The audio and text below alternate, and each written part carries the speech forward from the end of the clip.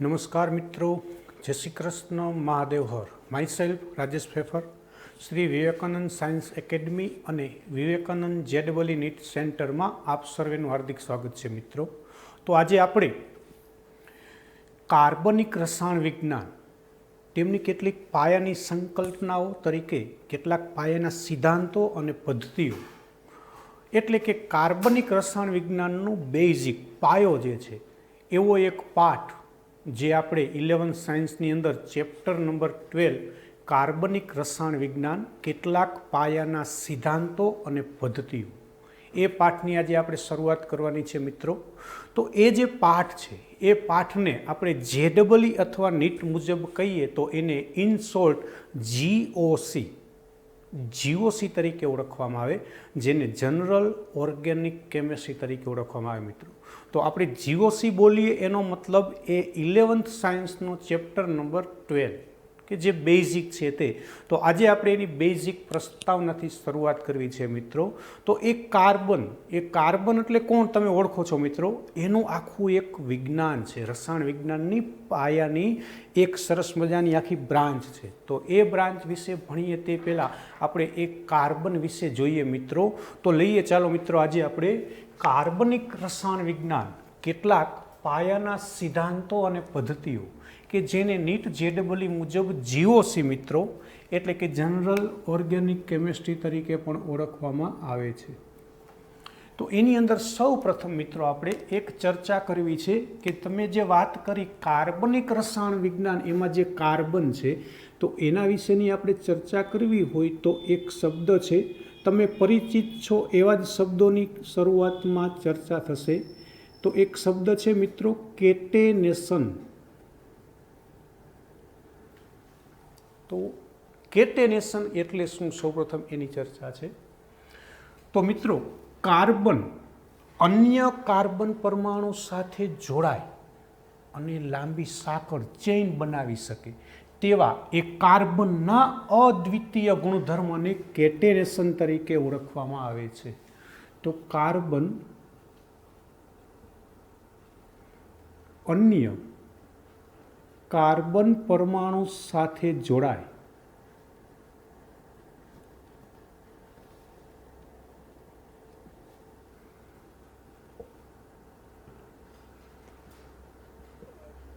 લાંબી સાંકળ બનાવી શકે તેવા અદ્વિતીય ગુણધર્મને કેટેનેશન તરીકે ઓળખવામાં આવે છે. તો આધુનિક આવર્ત કોષ્ટકનું એક એ તત્વ કાર્બન એવું છે મિત્રો કે જે અન્ય કાર્બન સાથે જોડાય, કાર્બન એ અન્ય ફરી પાછા કાર્બન સાથે જોડાય અને આવી લાંબી સાંકળ બનાવી શકે તેવો ગુણધર્મ મેક્સિમમ જોઈએ મિત્રો તો એ કાર્બન પાસે છે. તો એ જે કાર્બન છે એ કાર્બનનો આ અદ્વિતીય ગુણધર્મ છે મિત્રો, તેને કેટેનેશન તરીકે ઓળખવામાં આવે. આ ઉપરાંત મિત્રો આ કાર્બન પરમાણુ જે છે એ કાર્બન તે અન્ય કેટલાક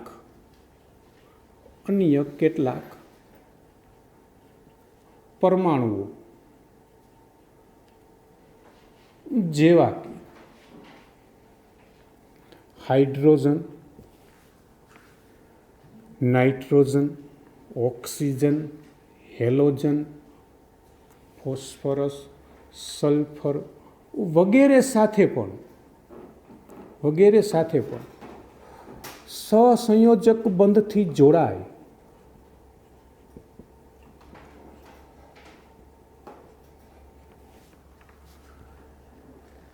સંયોજનો બનાવી શકે છે.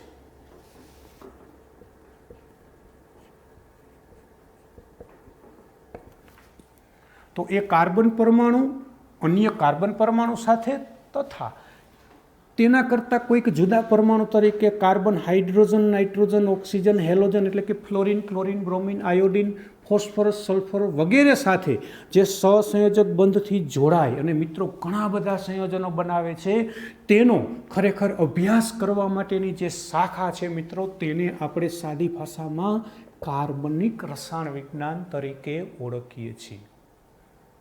તો આવું જે આ કાર્બનિક રસાયણ વિજ્ઞાન છે મિત્રો, એમાં રહેલા જે ઘણા બધા સંયોજનો છે તે કોઈ પણ સજીવ શરીરની અંદર આપણે વાત કરીએ તો સજીવ શરીરની માંસપેશી, ત્વચા, આ ઉપરાંત જોઈએ એના માટે જરૂરી પ્રોટીન, આ ઉપરાંત આપણા સજીવ શરીરની અંદર આનુવંશિકતાના લક્ષણો માટે DNA, RNA જે આપણે બોલીએ તે બધા જ સંયોજનો સામાન્ય રીતે કાર્બનિક સંયોજનો છે.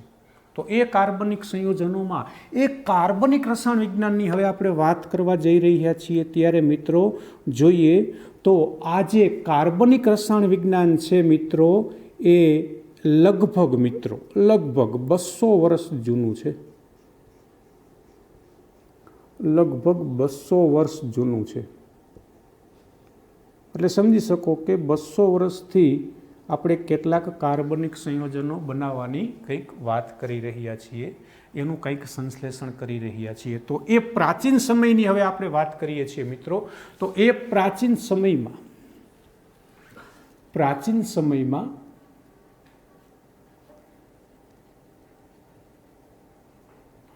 કોઈ પણ જે પદાર્થ છે એ પદાર્થ મિત્રો તમને કોઈ નિર્જીવ સ્ત્રોતમાંથી મળેલ છે કે કોઈ સજીવ સ્ત્રોતમાંથી મળેલ છે, તેના પરથી નિર્જીવ સ્ત્રોત એટલે મીન્સ ખનિજો, સજીવ સ્ત્રોત એટલે મિત્રો વનસ્પતિ અને પ્રાણીઓ.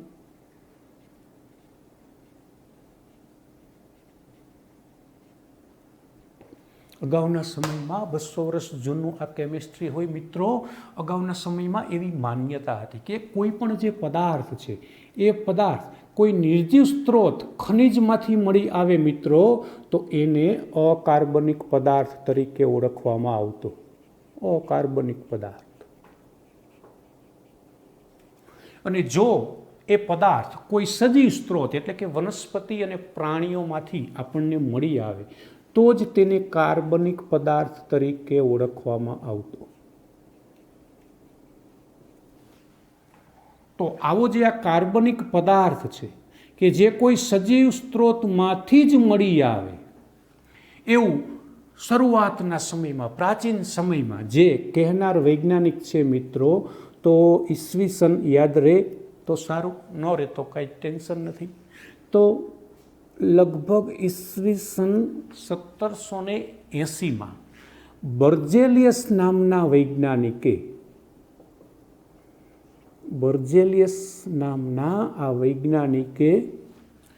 આ કાર્બનિક પદાર્થ બનવા માટે આ જે સજીવ સ્ત્રોત તરીકે તમારી પાસે જે વનસ્પતિ અને પ્રાણીઓ છે એની અંદર કોઈ એક એવું જૈવિક બળ છુપાયેલું છે કે જેના લીધે જ આવા કાર્બનિક પદાર્થો ઉત્પન્ન થઈ શકે છે, એવું સૌ પ્રથમ આ બર્જેલિયસ નામના વૈજ્ઞાનિકે કીધેલું. તો એ જે જૈવિક બળ છે મિત્રો, એ જૈવિક બળ કે જે કોઈ સજીવ સ્ત્રોતમાં જ હોય અને તે જ આ કાર્બનિક પદાર્થ બનાવી શકે. નિર્જીવ સ્ત્રોતની અંદર મીન્સ કે ખનિજોમાં એવું કોઈ જૈવિક બળ ન હોવાથી તેમાંથી ક્યારેય કાર્બનિક પદાર્થ બને નહીં, એવું સૌ પ્રથમ બર્જેલિયસ નામના વૈજ્ઞાનિકે કીધેલું. અને એ જે જૈવિક બળ પરથી આ બર્જેલિયસ નામના વૈજ્ઞાનિકે જે આ થિયરી આપેલ છે મિત્રો, તેને વાઇટલ ફોર્સ થિયરી તરીકે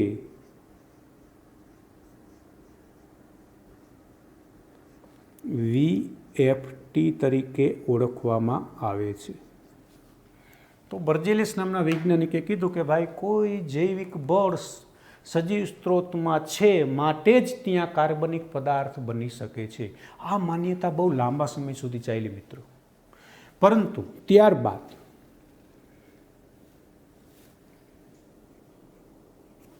1828માં મિત્રો 1828માં ફ્રીડરિચ વોહલર નામનો એક વૈજ્ઞાનિક છે.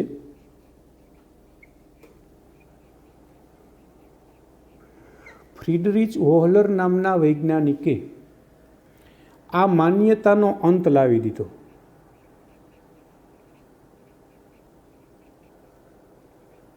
કઈ માન્યતા મિત્રો? કે કોઈ ખનિજ જેવા નિર્જીવ સ્ત્રોતમાંથી મળે એ અકાર્બનિક પદાર્થ, અને જો કોઈ સજીવ સ્ત્રોત વનસ્પતિ અથવા પ્રાણીઓ હોય તો તેમાં રહેલા જૈવિક બળને લીધે જ કાર્બનિક પદાર્થ બને, એનો અંત લાવનાર વૈજ્ઞાનિક જે છે એને કહેવાય ફ્રીડરિચ વોહલર. તો એની માન્યતાનો અંત લાવવો એટલે શું? તો કે મિત્રો, આ ભાઈએ જે કીધેલું કે કોઈ જૈવિક બળને લીધે જ વનસ્પતિ અથવા પ્રાણી જેવા સજીવ સ્ત્રોતમાંથી કાર્બનિક પદાર્થ બને, એની જગ્યાએ આ ફ્રીડરિચ વોહલર નામના વૈજ્ઞાનિકે મિત્રો અકાર્બનિક પદાર્થ લીધો એક, અને તેમાંથી એને કાર્બનિક પદાર્થ બનાવ્યો. તો તમે સમજી શકો, અકાર્બનિક પદાર્થ કે જે નિર્જીવ સ્ત્રોતમાંથી મળેલ છે તેમાંથી એને સીધો કોઈ કાર્બનિક પદાર્થ બનાવ્યો. તો અહીં કોઈ જૈવિક બળ, વાઇટલ ફોર્સની કોઈ જરૂરિયાત નથી. તો એવું આ ભાઈએ JEE નીટમાં એક વખત પૂછાયેલો પણ પ્રશ્ન છે. તો ફ્રીડરિચ વોહલર નામના વૈજ્ઞાનિકે મિત્રો NH4CNO એમોનિયમ સાયનેટ કહેવાય મિત્રો, NH4CNO એમોનિયમ સાયનેટ, આ એક પ્રકારનો અકાર્બનિક પદાર્થ છે.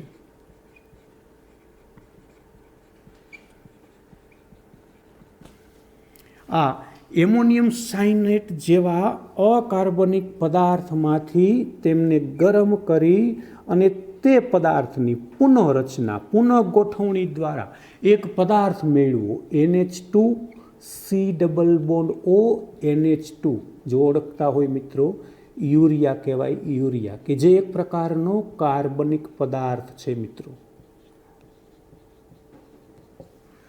તો સૌ પ્રથમ ફ્રીડરિચ વોહલર નામના વૈજ્ઞાનિકે એક અકાર્બનિક પદાર્થમાંથી પ્રયોગશાળામાં મિત્રો કાર્બનિક પદાર્થ યુરિયાનું સંશ્લેષણ કર્યું અને દર્શાવ્યું કે ભાઈ એવી કોઈ જરૂરિયાત નથી કે કોઈ સજીવ શરીરમાં આવું જીવંત બળ હોય તો જ કાર્બનિક પદાર્થ બની શકે. તો પ્રશ્ન પૂછાય મિત્રો, ફ્રીડરિચ વોહલર નામના વૈજ્ઞાનિકે કયા અકાર્બનિક પદાર્થમાંથી કાર્બનિક પદાર્થ બનાવેલો? તો અકાર્બનિક પદાર્થ છે એમોનિયમ સાયનેટ, NH4+CNO-, એમાંથી બનાવેલું છે NH2CO NH2 યુરિયા કાર્બનિક પદાર્થ. અને ત્યારબાદ તો મિત્રો, ત્યારબાદ ખબર પડી બધા જને કે ખરેખર તો આ કાર્બન જે કેટેનેશનનો ગુણધર્મ દર્શાવે છે, કાર્બન સહસંયોજક બંધ દર્શાવતો હોય, આવી ચતુસંયોજકતાનો ગુણધર્મો વૈજ્ઞાનિકોને ખ્યાલ આવ્યો ત્યારબાદ તો ઈસવીસન 1828 બાદ ઈસવીસન 1845માં મિત્રો, એમના પછીનો એક વૈજ્ઞાનિક છે કોલ્બે નામના વૈજ્ઞાનિકે આ જ રીતે કોઈ નિર્જીવ સ્ત્રોતમાંથી સૌ પ્રથમ એસિટિક એસિડ, ઇથેનોઇક એસિડ નામનો પદાર્થ બનાવ્યો. ત્યારબાદ જોઈએ મિત્રો તો ઈસવીસન 1856માં બર્થલોટ નામનો જે વૈજ્ઞાનિક છે તે વૈજ્ઞાનિકે મિથેનનું સંશ્લેષણ કર્યું. અને ત્યારબાદ તો તમને કીધું તેમ કે સહસંયોજક બંધનો જે ખ્યાલ છે એ ખ્યાલ પરથી અત્યારે જોઈએ મિત્રો તો લગભગ મિત્રો 3 અબજ જેટલા કાર્બનિક પદાર્થો જાણીતા છે કે જે મોટા ભાગના કોઈ આવા પ્રયોગશાળામાં સંશ્લેષણ કરેલું છે. એનો મતલબ થયો કે કોઈ નિર્જીવ સ્ત્રોતમાંથી બનાવેલા છે. તો આવા 3 અબજ જે આ પદાર્થો છે તેનો અભ્યાસ કરવા માટેનું જે આખું રસાયણ વિજ્ઞાન છે મિત્રો, તેને આપણે કાર્બનિક રસાયણ વિજ્ઞાન કહીએ છીએ. તો એ 3 અબજના જે પદાર્થો છે તેના પાયાના ઘટક તત્વ અને પાયાના સંયોજન પરથી આપણે આગળ વધવું છે. તો એમાં પાયાનું ઘટક તત્વ કાર્બનિક સંયોજનમાં કોણ હોય મિત્રો? કાર્બન. તો એ કાર્બનની આપણે હવે ચતુસંયોજકતા સમજવી છે મિત્રો. ચાલો તો કેટલુંક રિવિઝન થશે. તમારે પરમાણુ બંધારણ પાઠ ચાલી ગયો છે, પરમાણુ, ઇલેક્ટ્રોન રચના વગેરે. તો જોઈએ આપણે કાર્બનની શરૂઆત કરીએ મિત્રો.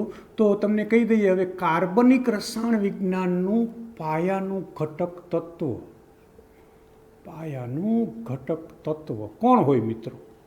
એટલે કે કોઈ પણ પદાર્થ કાર્બનિક છે એના માટે ફરજિયાત જરૂરિયાત તો છે કે તેમાં કાર્બન તો હોવો જ જોઈએ. પણ હા, હજી એમ નથી કહેતો કે કાર્બન હોય બધા જ કાર્બનિક પદાર્થ છે, ઓર્ગેનિક સબસ્ટન્સ છે, એમ નથી કહેતો. પણ હા, ઓર્ગેનિક સબસ્ટન્સ બનવા માટે કાર્બન હોવો તો જરૂરી જ છે. માટે કહી શકાય કે કાર્બનિક રસાયણ વિજ્ઞાનના પાયાનું ઘટક તત્વ કોણ છે મિત્રો? કાર્બન. ચાલો, તો આ જે પાયાનું ઘટક તત્વ કાર્બન છે તમે ઓળખો છો તો કે એ કાર્બન છે તેમની સંજ્ઞા મિત્રો C વડે દર્શાવીએ છીએ આપણે. આ જે કાર્બન છે કે જેને આપણે C સંજ્ઞા વડે દર્શાવીએ છીએ, તમે ઓળખો છો એ ભાઈનો પરમાણુ ક્રમાંક મિત્રો, એ ભાઈનો પરમાણુ ક્રમાંક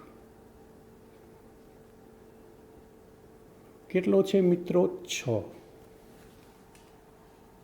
એ પરમાણુ ક્રમાંક 6 હોય, તમે સમજી શકો કે કાર્બન પરમાણુ જે છે એ કાર્બન પરમાણુમાં પરમાણુ ક્રમાંક 6 હોય તો તેમની પાસે ઇલેક્ટ્રોનની સંખ્યા 6 હશે. તો આ જે 6 ઇલેક્ટ્રોન છે મિત્રો, એ 6 ઇલેક્ટ્રોનની તેના ઓલા આહુબાવ પૌલી અને હુન્ડના નિયમ પ્રમાણે જે ઇલેક્ટ્રોનની ગોઠવણી કરો તેને જે તે તત્વની, અહીં કાર્બનની વાત ચાલે છે, માટે કાર્બનની ભૂમિતલ મીન્સ કે ધરાવસ્થા, ભૂમિતલ અથવા તો ધરાવસ્થા મિત્રો, ધરાભૂમિ એટલે નીચામાં નીચી ઉર્જા સ્તરવાળી કક્ષકોમાં ઇલેક્ટ્રોનની ગોઠવણી કેના પ્રમાણે? તો કે ઓલા આહુબાવ પૌલી અને હુન્ડ પ્રમાણે. તો એ કાર્બનની ભૂમિતલ અવસ્થાની ઇલેક્ટ્રોન રચના. ચાલો મિત્રો, તમને આવડે છે. તો કાર્બન પરમાણુ પાસે કુલ 6 ઇલેક્ટ્રોન હોવાના. તો એ જે 6 ઇલેક્ટ્રોન છે તો સૌ પ્રથમ 1s માં ગોઠવાશે તો કે 1s2, એમના પછી 2s આવશે, 2s2, પછી 2pમાં હવે 4 ઇલેક્ટ્રોનની હજી આપણે અહીં 2 4 ગોઠવણી થઈ, કુલ 6 છે તો 2 ગોઠવણી કરતા જઈએ તો 2p, પણ 2p સમાન આકાર સમાન શક્તિ ધરાવતી 3 હોય, તમે જાણો છો 2px, 2py અને 2pz. તો કુલ 6 ઇલેક્ટ્રોનમાંથી 2 1sમાં, 2 2sમાં, તો હવે 2px1, 2py1 અને 2pz0. આને આપણે કહીશું કાર્બન પરમાણુની ભૂમિતલ મીન્સ કે આહુબાવ પૌલી અને હુન્ડના નિયમ પ્રમાણેની ઇલેક્ટ્રોન રચના. તો હવે એ ઇલેક્ટ્રોન રચના પરથી મિત્રો આપણે એ ભાઈનું સ્થાન, એ ભાઈનું ઘર ગોતી શકીએ કે આ ભાઈ ક્યાં રહે છે.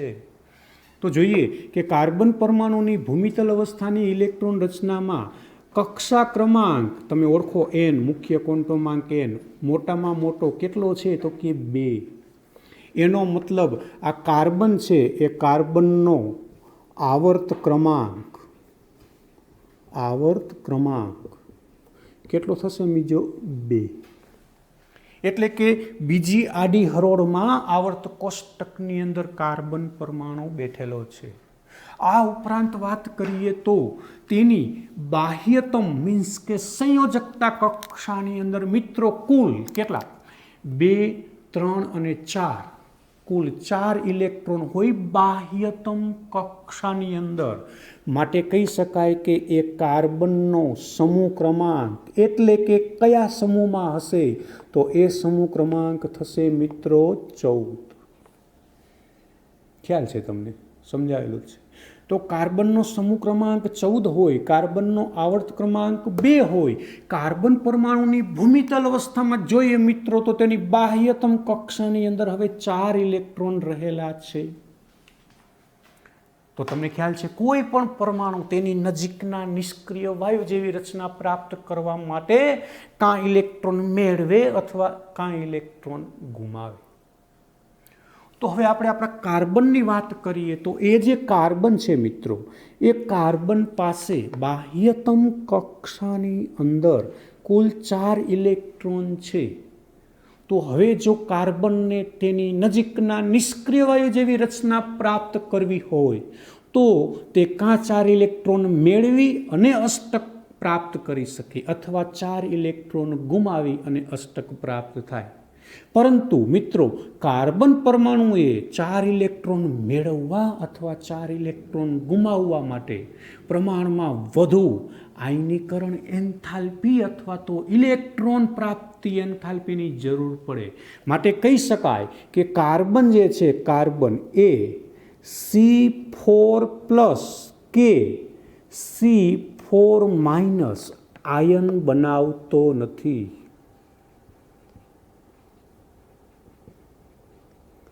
જો એ 4 ગુમાવી દેત મિત્રો તો C4+ આયન બની જાય, 4 મેળવી લે તો C4- આયન બને. પરંતુ એવું શક્ય નથી. શા માટે શક્ય નથી મિત્રો? કારણ કે 4 ઇલેક્ટ્રોન ગુમાવવા એ કેન્દ્રથી જકડાયેલા હોય તો તેને દૂર કરવા માટે આપવી પડતી ઉર્જા ઓળખો છો, આયનીકરણ એન્થાલ્પી ΔH(I). અને એવી જ રીતે ઇલેક્ટ્રોન મેળવવા હોય, ઇલેક્ટ્રોન પ્રાપ્તિ એન્થાલ્પી ΔH(Ez) પ્રમાણમાં વધુ હોય,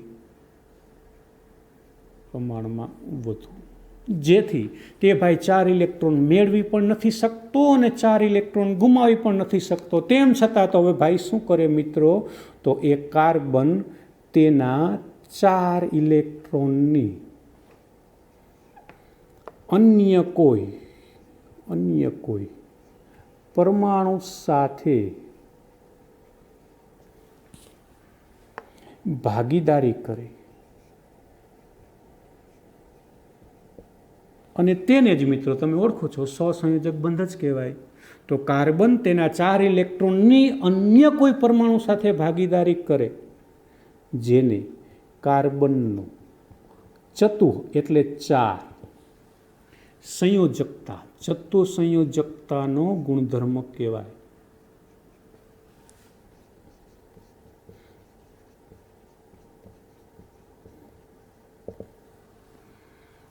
તો એ જે કાર્બન પરમાણુ છે મિત્રો, તો તેમની પાસે હવે ભૂમિતલ અવસ્થાની વાત કરીએ તો બાહ્યતમ કક્ષાની અંદર 4 ઇલેક્ટ્રોન છે. એ ભાઈ ઇલેક્ટ્રોન ગુમાવી નથી શકતો, મેળવી નથી શકતો, તો ભાગીદારી કરવી છે. તો ભાગીદારી કોની થાય મિત્રો? એક હોય તો બીજી એની હારે ભાગીદારી થાય, એટલે કે અયુગ્મિત ઇલેક્ટ્રોનની ભાગીદારી થઈ શકે. તો હવે આપણે વાત કરીએ કે આ કાર્બન પરમાણુની ભૂમિતલ અવસ્થા છે મિત્રો. જુઓ એક વખત અહીં જુઓ, કાર્બન પરમાણુની ભૂમિતલ અવસ્થામાં આ 1s2 એ તો આંતરિક કક્ષા છે, અંદરની કક્ષા છે, એના ઇલેક્ટ્રોન ક્યાંય ભાગ લેશે નહીં મિત્રો.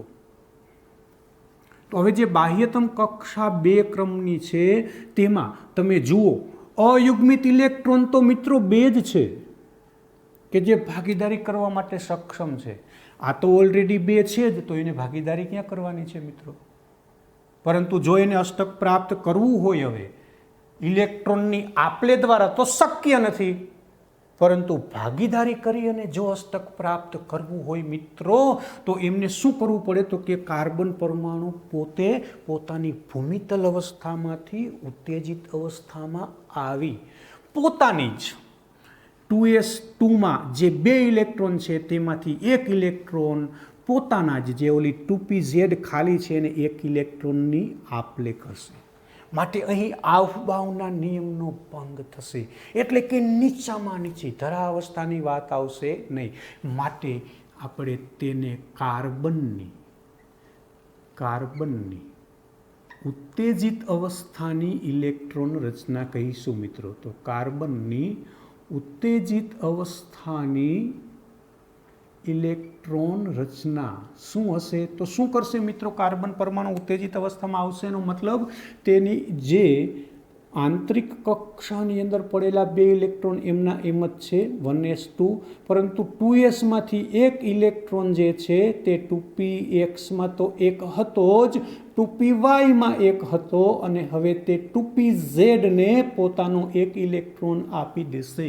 માટે કાર્બન પરમાણુની ઉત્તેજિત અવસ્થાની ઇલેક્ટ્રોન રચના થશે મિત્રો 1s2, 2s1, 2px1, 2py1, 2pz1. તો હવે તમે જોઈ શકો કે કાર્બન પરમાણુની જે બાહ્યતમ કક્ષા છે એટલે કે 2 છે તેમાં હવે કુલ આપણી પાસે 2s અને 2p એમ થઈ કુલ 4 અયુગ્મિત ઇલેક્ટ્રોન છે. તો એ 4 અયુગ્મિત ઇલેક્ટ્રોનની ભાગીદારી એ કાર્બન પરમાણુ અન્ય કોઈ કાર્બન પરમાણુ સાથે અથવા તો હાઇડ્રોજન અથવા તો nitrogen, oxygen, phosphorus, sulphur, halogen સાથે પ્રક્રિયા કરી અને ઘણા બધા સંયોજનો બનાવી શકે. તો એવા સંયોજનોનો આપણે અભ્યાસ કરવો છે. પણ હવે આપણે વાત કરીએ કે કાર્બન પરમાણુની ઉત્તેજિત અવસ્થાની ઇલેક્ટ્રોન રચનામાં જે 4 ઇલેક્ટ્રોન છે મિત્રો, 2s1, 2px1, 2py1, 2pz1. તો હવે જો કાર્બન પરમાણુ પાસે આવા 4 અયુગ્મિત ઇલેક્ટ્રોન હોય અને અન્ય કોઈ પરમાણુ આવા અયુગ્મિત ઇલેક્ટ્રોન લઈ આવી અને બે પરમાણુ વચ્ચે ભાગીદારીવાળો બંધ એટલે કે સહસંયોજક બંધ બને તો જે સંયોજન બને એ કાર્બનિક પદાર્થ છે. તો એ કાર્બનિક પદાર્થમાં જોઈએ તો જેમ પાયાનું ઘટક તત્વ મિત્રો કાર્બન છે તેમ પાયાનું કાર્બનિક રસાયણ વિજ્ઞાનનું પાયાનું સંયોજનની વાત કરીએ તો પાયાનું સંયોજન મિત્રો હાઇડ્રોકાર્બન હશે. શું હશે મિત્રો? હાઇડ્રોકાર્બન. ઓળખો છો મિત્રો હાઇડ્રોકાર્બન કોને કહેવાય? જે સંયોજનમાં માત્ર ને માત્ર કાર્બન અને હાઇડ્રોજન જ આવેલા હોય તેને હાઇડ્રોકાર્બન કહેવાય. તમે ઓળખો છો. તો આવો જે હાઇડ્રોકાર્બન સંયોજન છે એમાં તમે સમજી શકો કે જેટલા પણ કાર્બન અને હાઇડ્રોજન હશે તેમની વચ્ચે બધા જ બંધ કેવા હશે? સહસંયોજક બંધ હશે. પણ એ સહસંયોજક બંધમાં ઓલો કાર્બન છે, કાર્બન મેક્સિમમ કેટલી સંયોજકતા ધરાવતો હશે? 4. એટલે જ આપણે કહીએ છીએ કે તે ભાઈ ચતુર્બાપાનો દીકરો છે. કાર્બન એ ચતુસંયોજકતા ધરાવે છે. તો એ પાયાનું સંયોજન હાઇડ્રોકાર્બન છે. તો કેવી રીતે બને એની ચર્ચા કરીએ. ચાલો મિત્રો, તમને યાદ છે કે પાયાનું હાઇડ્રોકાર્બન જો સંયોજન બને તો એ કોણ બને? તમને ખ્યાલ છે, તમે ઓળખો છો, CH4. યાદ આવી જાય બધાને. CH4 એક કાર્બન છે માટે આપણે ભાઈને મિથ પરથી આલ્કેનનો એન પ્રત્યય લગાડીએ, મિથેન બને. આ શું છે જોઈએ કેવી રીતે બનશે. તો આપણે ચાલો વિચારીએ, કાર્બન પરમાણુ પોતાની ઉત્તેજિત અવસ્થામાં આવશે ત્યારે તેમની પાસે 4 અયુગ્મિત ઇલેક્ટ્રોન હશે. હું ઇલેક્ટ્રોનને આપણે ઓલું લુઈસ બિંદુ નિરૂપણ મુજબ ટપકા વડે દર્શાવી તો આ કાર્બન પાસે 4 અયુગ્મિત ઇલેક્ટ્રોન પડેલા છે મિત્રો. વિચારીએ, 2s1, 2px1, 2py1, 2pz1. ફરીથી 2s1, 2px1, 2py1, 2pz1. એવામાં હાઇડ્રોજન પરમાણુ આવે, હાલો ભાઈ આપણે ભાગીદારી કરવી, હાલ ભાઈ હાલ. તો શું થશે? હાઇડ્રોજન પરમાણુ તો કાર્બન કે હાલ ભાઈ હાલ, પણ હાઇડ્રોજન કે મારી પાસે તો એક જ ઇલેક્ટ્રોન છે ભાઈ ભાગીદારી કરવા માટે. તો કાર્બન કે મુંજામાન ભાઈ 4 ભાઈઓ ભેગા થઈને આવો. સમજાય? તો શું થશે મિત્રો? કાર્બન પરમાણુનો જે એક અયુગ્મિત ઇલેક્ટ્રોન પડેલો છે તે હાઇડ્રોજનના એક અયુગ્મિત ઇલેક્ટ્રોન 1s સાથે ભાગીદારી કરશે. બંને અલગ અલગ પરમાણુ છે, બંને પરમાણુ અલગ અલગ હોય, તેમના ઇલેક્ટ્રોનને અલગ અલગ દર્શાવવા માટે હું એકને ટપકા વડે અને એકને ક્રોસ વડે દર્શાવું છું. તો એક હાઇડ્રોજન પાસે એક ઇલેક્ટ્રોન હશે. એવો બીજો જે હાઇડ્રોજન છે મિત્રો એની પાસે એક ઇલેક્ટ્રોન હશે. ત્રીજો એક હાઇડ્રોજન છે એની પાસે એક અયુગ્મિત ઇલેક્ટ્રોન 1sમાં હશે. તમે સમજી શકો, 1s1 હાઇડ્રોજનની ઇલેક્ટ્રોન રચના કહેવાય. તો આ કાર્બન પરમાણુ જે છે કે જે 4 અયુગ્મિત ઇલેક્ટ્રોન લઈને બેઠો છે, 2s1, 2px1, 2py1, 2pz1, અને 4 હાઇડ્રોજન પરમાણુ આવે તો 4 સરખા લઈને જ આવે છે. કયા? 1s1, 1s1, 1s1. તો હવે સૌ પ્રથમ શું થાય મિત્રો? અહીંયા કાર્બન પરમાણુ અને હાઇડ્રોજન પરમાણુ, કાર્બન પરમાણુ અને હાઇડ્રોજન પરમાણુ ઇલેક્ટ્રોનની શું કરી નાખે? ભાગીદારી, અને બંધ બનાવી નાખે, જે સહસંયોજક બંધ બને. તો આવું થશે મિત્રો, આ કાર્બન આ એક પોતાનો ઇલેક્ટ્રોન અને એક હાઇડ્રોજનના ઇલેક્ટ્રોન દ્વારા ભાગીદારી કરશે. બીજો જે અહીંયા હાઇડ્રોજન છે તેના કાર્બનનો એક અયુગ્મિત ઇલેક્ટ્રોન, તો એક બંનેના એક ઇલેક્ટ્રોન સમજી શકો. હવે તો જે આ લુઈસ બિંદુ નિરૂપણમાં જે બે પરમાણુ વચ્ચે ઓલા 2 અયુગ્મિત ઇલેક્ટ્રોન હતા એનું યુગ્મીકરણ થઈ ગયું. યુગ્મીકરણ થઈ ગયું એટલે જોડકું થઈ ગયું. એક જોડકાએ એક સહસંયોજક બંધ બને, એટલે કે બંને પરમાણુ પોતાના એક ઇલેક્ટ્રોનની ભાગીદારી કરે તો એક સહસંયોજક બંધ બનશે. માટે આપણે આ ભાઈને દર્શાવીએ તો આ કાર્બન એની સાથે આ હાઇડ્રોજન એકલ બંધથી ફરી પાછો હાઇડ્રોજન એકલ બંધથી ફરી પાછો હાઇડ્રોજન અને ફરી પાછો હાઇડ્રોજન, જેને તમે ઓળખો છો ખરેખર મિથેન છે. અને આ મિથેનમાં ખરેખર આ મિથેન ભાઈ છે એ સમચતુષ્ફલકીય આકાર ધરાવે, તમે ઓળખો છો, એની ચર્ચા આવશે આગળ. અને આપણે તો અત્યારે ભાગીદારીની વાત કરી. તો આજે ભાઈ બહેનો તે CH4 બહેનો. એક ભાઈની બીજી ચર્ચા કરી લઈએ. તો એક ભાઈ છે CCl4 મિત્રો. તો એમાં પણ જો કાર્બન એક છે, 4 ક્લોરીન છે, તો તમે વિચારી શકો કે જે કાર્બન પરમાણુ છે તેની પાસે તો 2s1 2px1 2py1 2pz1. તો હવે જો ક્લોરીન હશે મિત્રો, તો ક્લોરીન પાસે ક્લોરીન એટલે 17, તો એની બાહ્યતમ કક્ષાની અંદર 7 ઇલેક્ટ્રોન. તો 7 ઇલેક્ટ્રોન હશે મિત્રો આ રીતે હશે 1 2 3 4 આ 5 આ 6 અને 7, એટલે કે 3 તો આ યુગ્મિત હશે અને 1 અયુગ્મિત હશે. તો હવે આ ક્લોરીન પાસે જે 1 અયુગ્મિત છે તે કાર્બન પાસે છે તે ભાગીદારી કરશે. તો હવે બાકીના ક્લોરીન બધા જ દર્શાવી દઉં મિત્રો હું. 1 2 3 4 5 6 અને 7. તો એવી જ રીતે એમના પછીનો ક્લોરીન પરમાણુ જે છે તેની વાત કરીએ મિત્રો, તો 1 2 3 4 5 6 અને 7. અને એવી જ રીતે મિત્રો ચોથો જે ક્લોરીન પરમાણુ છે તે પોતાની પાસે રહેલા જે ઇલેક્ટ્રોન છે તેની વાત કરીએ તો 3 યુગ્મિત અને 1 અયુગ્મિત હશે. તો આ 1 અયુગ્મિત ઇલેક્ટ્રોન કાર્બનનો 1, એવી જ રીતે આ ભાઈ, એવી જ રીતે આ ભાઈ, એવી જ રીતે આ ભાઈ. તો હવે હું વચલું સ્ટેપ નથી લખતો, સીધું લખી નાખું મિત્રો. આવું થશે: કાર્બનની સાથે 1 ક્લોરીન, બીજો ક્લોરીન, ત્રીજો ક્લોરીન અને ચોથો ક્લોરીન. તો આ જે બંને બંધારણમાં છે તમે જુઓ કે કાર્બન ચતુસંયોજકતાનો ગુણધર્મ દર્શાવે છે એમ કહી શકાય. કાર્બન પરમાણુએ પોતાના આવા 4 અયુગ્મિત ઇલેક્ટ્રોનની ભાગીદારી કરી તે પણ જોઈ શકાય. તો આવી રીતે કાર્બન પરમાણુ ઉત્તેજિત અવસ્થામાં આવી સીધો અન્ય પરમાણુના કક્ષકમાં રહેલા અયુગ્મિત ઇલેક્ટ્રોન સાથે ભાગીદારી કરી જ નાખે છે કે કંઈક જુદું છે. એના માટે વૈજ્ઞાનિકોએ જ્યારે પ્રયોગ કર્યો ત્યારે જોવા મળ્યું. આપણે વિચારીએ મિત્રો, આ જે કાર્બન પરમાણુ છે અને 4 હાઇડ્રોજન પરમાણુ છે, તમે સમજી શકો આ 4 હાઇડ્રોજન પરમાણુ પાસે રહેલા ઓલા 1 અયુગ્મિત ઇલેક્ટ્રોન છે મિત્રો, ચાલો એ તો કયા છે? 1s1 વાળા જ છે. તો એ 1s1માં પડેલા 4 ઇલેક્ટ્રોનની ઉર્જા તો સમાન હોય જ, સાચી વાત છે ને? પણ હવે આપણે આ કાર્બન પાસે રહેલા 4 ભાઈની વાત કરીએ તો તમે ઓળખો છો કે 2px1 2py1 2pz1. મિત્રો આ 3ને ડીજનરેટ કક્ષક કહેવાય. આ ડીજનરેટ કક્ષકમાં રહેલા આ 3 ઇલેક્ટ્રોનની ઉર્જા સમાન હોય. અને હા, એ પણ ખ્યાલ છે આવબાવના નિયમ પ્રમાણે 2s કરતાં 2pમાં રહેલા ઇલેક્ટ્રોનની ઉર્જા વધારે હોય. તો મિત્રો ખરેખર તો જોઈએ કે 2s અને 2pમાં જે કુલ 4 અયુગ્મિત ઇલેક્ટ્રોન છે જે આપણે અહીં દર્શાવેલા હતા, આપણે એવું ધારતા કે 2s1 2px1 2py1 2pz1. તો શું થશે મિત્રો? આ જે 3 ઇલેક્ટ્રોન છે 2px1 2py1 2pz1 એ 3ની ઉર્જા સમાન હશે. અને સામે આ હાઇડ્રોજનના 3 1s1 1s1 1s1 એની ઉર્જા સમાન હશે. જ્યારે આ 2s1 અને આ 1s1 વાળા ખરેખર ઇલેક્ટ્રોનની ભાગીદારી થાય ત્યારે એમની ઉર્જા આ 3 કરતાં તો કેવી હોવી જોઈએ? જુદી જ હોવી જોઈએ.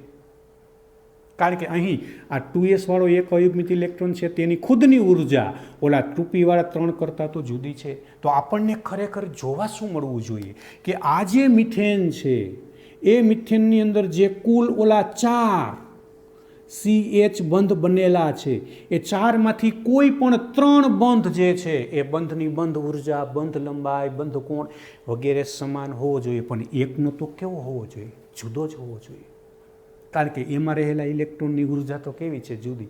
એવી જ રીતે અહીં આપણને CCl4માં જોવા મળવું જોઈતું હતું કે ભાઈ આ 4 બંધ પૈકી કોઈ એક બંધની જે સમજી તો શકાય ને મિત્રો. ક્લોરીનમાં તો 4 ક્લોરીન પરમાણુના જે ઇલેક્ટ્રોન છે એ ઇલેક્ટ્રોન તમારી પાસે છે એની તો ઉર્જા સરખી જ હશે 4ની જેમ. અહીંયા હાઇડ્રોજનની 1s1માં હશે તો ક્લોરીનની ઇલેક્ટ્રોન રચના વિચારો તો 3માં ક્લોરીનના અંતે 3pz1 3pz1 3pz1 3pz1 વાળા ભાઈઓ હશે.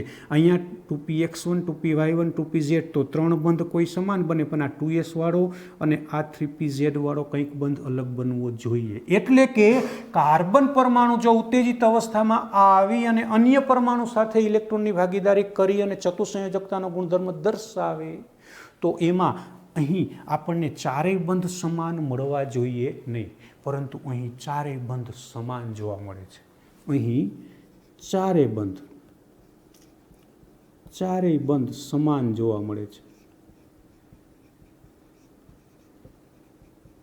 જે દર્શાવે છે મિત્રો કે એનો મતલબ કાર્બન પરમાણુ સીધો ઉત્તેજિત અવસ્થામાં આવી અને પોતાના અયુગ્મિત ઇલેક્ટ્રોનની ભાગીદારી કરતો નથી, પરંતુ કાર્બન પરમાણુ પોતે જ આ પોતાના જ જે આ 4 અયુગ્મિત ઇલેક્ટ્રોન છે મિત્રો એની સાથે ગપસપ કરે છે.